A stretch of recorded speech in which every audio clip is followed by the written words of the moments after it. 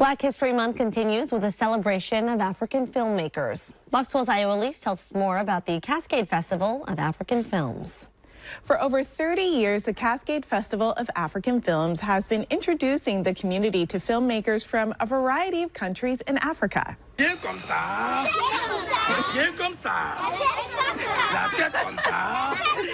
Now, through March 2nd, film fans can experience Africa through African lenses, says Eugenie Fontana.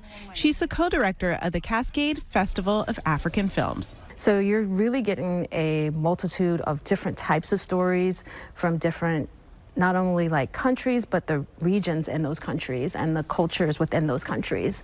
So, and they are vastly different and full of joy and sorrow. Attendees will be able to see all types of films, including shorts, documentaries, romantic comedies, and more. Imakrosi Anita Tao is part of this year's festival with her short film, For Them That Pray. She plays the lead role in a psychological drama where a young woman is attempting to get a night's rest at a motel. So I think people being able to see themselves in the story of a young Botswana woman is the most impactful and empowering experience for me. Having the festival during Black History Month is a way to put a spotlight on filmmakers from across the continent by putting their artistic visions in theaters for community members to experience. My filmmaking stems from Ubuntu and Botho in Botswana.